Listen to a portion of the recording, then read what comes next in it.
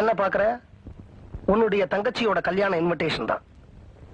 நீ வேத்து ஜாதி பொண்ண கல்யாணம் பண்ணிக்கிட்டா உன்னுடைய தங்கச்சியோட எதிர்காலம் பாழாயிடும் தானே நீ நீலவேணியை கல்யாணம் பண்ணிக்க மாட்டேன்னு சொன்ன. இப்பதான் உன் தங்கச்சியோட கல்யாண இன்விடேஷன் கொடுத்துட்டேனே, இனிமே நீ நீலவேணியை கல்யாணம் பண்ணிக்கிட்ட என்ன தப்பு? சத்தியம் பண்ணி சொல்றேன் சாரங்கபாணி, உனக்கோ இல்ல உன் தம்பி பூவழிராஜனுக்கோ என் பொண்ண கல்யாணம் பண்ணி வைக்கணும் தான் நான் மெட்ராஸ்கே புறப்பட்டு வந்தேன். ஆனா இப்ப அந்த ஆசை எனக்கு அடியோட மறந்து போயிடுச்சு. ஏன்னா ஒரு பொண்ணுடைய கண்ணீர்ல என் பொண்ணு வாழ்க்கை ஆரம்பிக்க கூடாது. இந்த மாமனுக்காகவாவது உன் வீட்டுல வேலைக்காரியா வேலை செய்யறாளே நீலவேணி, அவளை ஒரு நிமிஷம் நீ ஏறெடுத்து பார்க்க கூடாதா?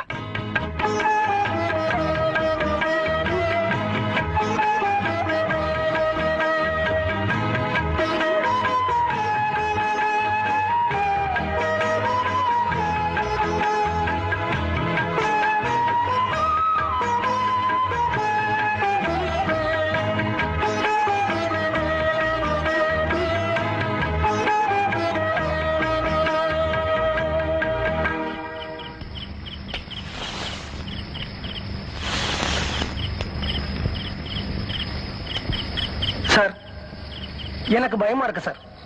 வெள்ளிக்கிழமையே முடிஞ்சு போயிடுச்சு. ஒரே ஒரு கல்யாணம் தான் முடிவாயிருக்கு. இன்னும் 2 நாள்ல 2 கல்யாணம் முடிவாயிடுமா சார்? நீ பயப்படாதடா, நாளைக்கு சனிக்கிழமை வெங்கடாஜலபதியோட நாள். அவர் பார்த்து பாரு. ஏன்பா சனிக்கிழமை சனீஸ்வரனோட நாள் இல்ல? நீ வாய வச்சுக்கிட்டு சும்மா இருக்க மாட்டே. நீ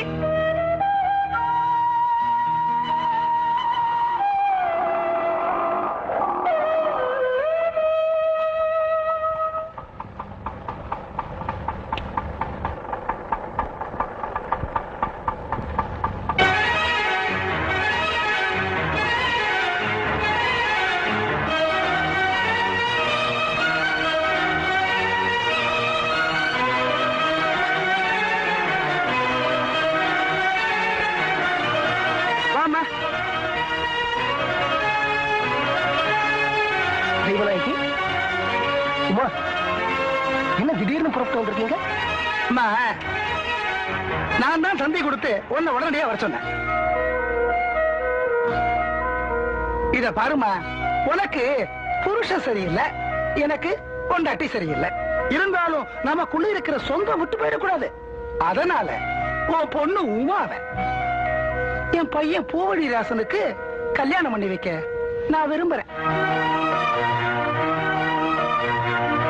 என் பையன் பண்ணாத தப்புக்கு ஊரை கூட்டி ஒரு வாரமா உன் புருஷன் என் மானத்தை வாங்கிட்டு இருக்கான். இந்த உலகத்துல எங்க நடக்கும் இந்த அநியாயம்? உனக்கு இந்த கல்யாணத்துல சம்மதம்னா உடனடியா என்னோட வீட்டுக்குள்ள வா. சம்மதம் இல்லைன்னா உன் புருஷனோட அந்த பக்கம் போ. என்னடா இப்படி சொல்றானேன்னு பாக்குறியா? உன் பொண்ணோட கல்யாணத்துக்கு முதல் எதிரியே உன் புருஷன் தான்.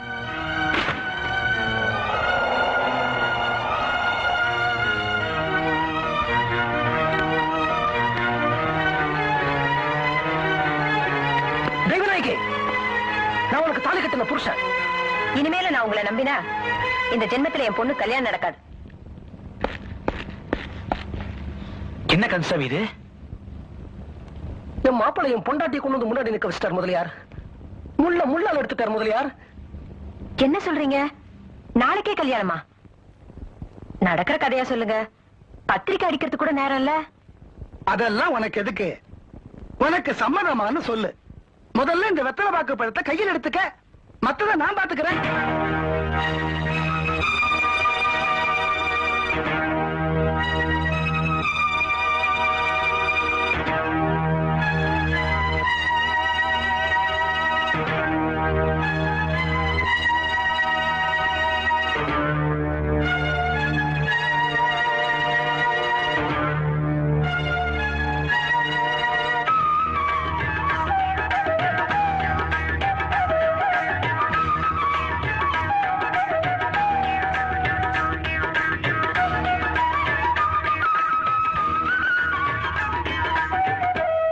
அவன் கல்யாணத்துக்கு பத்திரிகை அடிச்சு தட்டுல வச்சு கொடுப்பான்.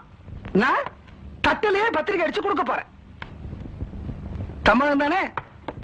சம்மந்தி அம்மா கல்யாணத்துக்கு சம்மதிச்சாச்சு. இனிமே சட்டு புட்டு எல்லாருக்கும் பத்திரிகை கொடுத்துட வேண்டியதானே?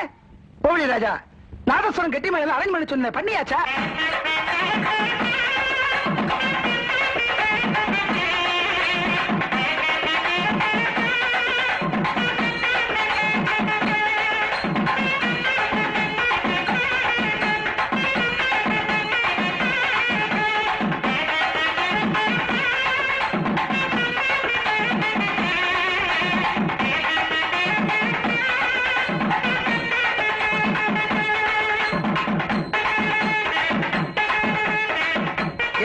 குடுற, அதான் நிறைய அடிச்சிருக்கேன், குடு குடு.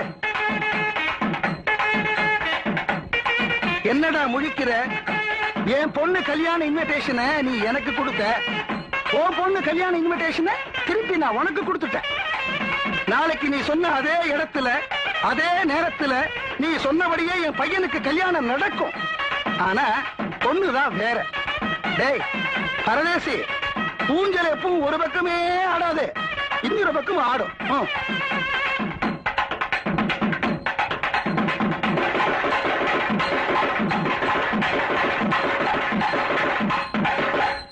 அப்பா, பாக்குவத்துல மாத்திட்டீங்க, எல்லாருக்கும் பத்திரிக்கையும் கொடுத்துட்டீங்க. ஆனா தம்பி நிச்சயமா தப்பு பண்ணலங்கிறத முடிவா தெரிஞ்சுக்கிட்டு தானே இந்த கல்யாணத்துக்கு ஏற்பாடு பண்ணிருக்கீங்க. நான் அவனை நம்புறேன்டா. இப்படி சொன்னா எப்படிப்பா? தம்பி ஒருவேளை தப்பு பண்ணியிருந்தா அந்த பொண்ணு வீட்டுக்குள்ள வந்து பேசிருக்கணும். ஏன் வீதிக்கு போச்சு? அவன் முதல்ல இந்த வீட்டுக்குள்ளதான் வந்தா, ஆனா அவளுக்கு இங்க நியாயம் கிடைக்கலையே. மறுபடியும் இந்த வீட்டுக்கு வந்திருக்கணும். இப்போ அரிசி வாங்க ரேஷன் கடைக்கு போற, இல்லங்கிறான், விட்டுருவியா? அடுத்த நாளைக்கு மறுபடியும் போல, அதே மாதிரிதான் வாழ்க்கையும். அவ மறுபடியும் இந்த வீட்டுக்கு வந்து நம்ம கிட்ட கேட்டிருக்கணும்.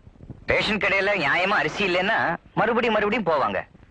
ஆனா அநியாயமா அரிசியை பதுக்கி வச்சுட்டு அரிசியே இல்லைன்னா போராட்டம் தானே நடத்துவாங்க. அண்ணே, டேய், என்னோட தம்பி நீ தப்பு பண்ணிருக்க மாட்டேங்கிற நம்பிக்கையில தான் இத்தனை நாள் உன்னோட தோளோட தோள் நின்ன. ஆனா இப்போ உண்மையில எனக்கு லேசா சந்தேகம் வர ஆரம்பிச்சிருக்கு. ஏதோ தப்பு நடந்திருக்கு. எப்படி சொல்ற? அண்ணன் நான் இருக்கும்போது அவசரமா நீ கல்யாணத்துக்கு ஆசைப்படுறியே, அதை வச்சுதான் சொல்றேன். ஏதோ தப்பு நடந்திருக்கு. அப்படின்னா தப்பு நடந்ததுங்கிறத நிரூபிக்க வேண்டிய பொறுப்பு அந்த பொண்ணுக்கு இருக்கு. அதே மாதிரி தப்பு நடக்கலங்கிறத நிரூபிக்க வேண்டிய கடமை உனக்கு இருக்கு. சாரங்கபாணி, அதை நீ நிரூபிக்கிற வரைக்கும் இந்த கல்யாணத்தை நடத்த நான் அனுமதிக்க மாட்டேன்.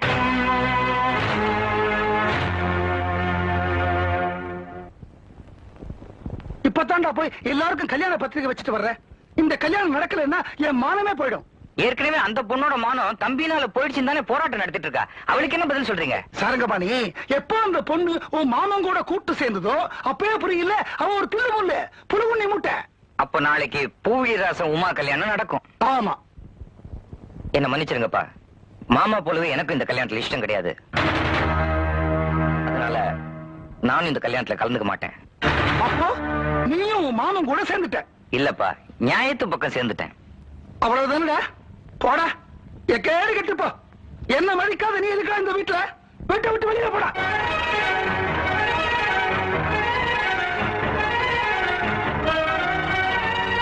வரேன்ப்பா. பூலிராசா, அவன் பாடுறா, உன் மாமனை நம்புறா, பொண்ணை நம்ப மாட்டேங்கிறான்.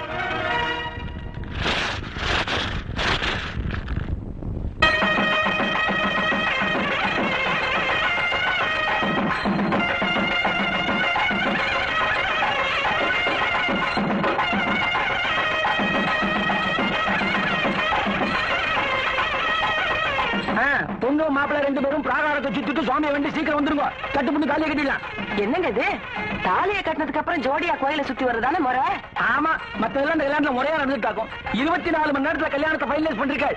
நல்லபடியா நடக்க வேண்டாமா? அதுதான் சுவாமியை வேண்டி வர சொன்னேன். சரி சரி, நீ இவளை கூட்டிட்டு போடா. போப்பா போ.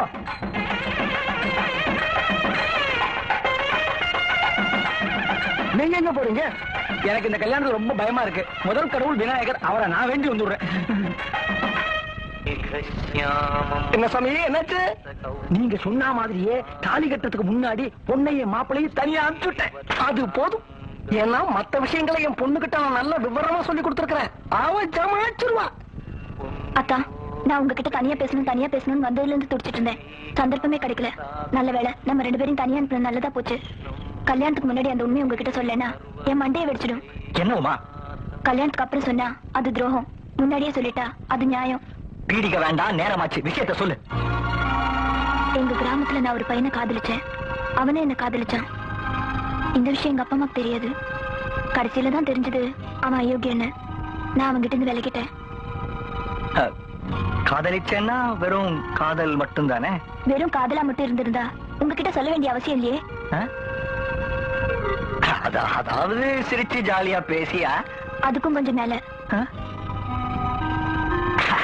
அப்படியே கோயில் சினிமா அங்க எங்க போய் அவ்வளவு இல்ல, அதுக்கும் கொஞ்சம் மேல.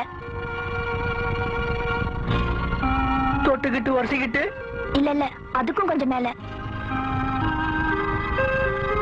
முத்தம் கித்தம் கொடுத்து கிளைமேக்ஸ் வரைக்கும் போயிட்டாத்தா.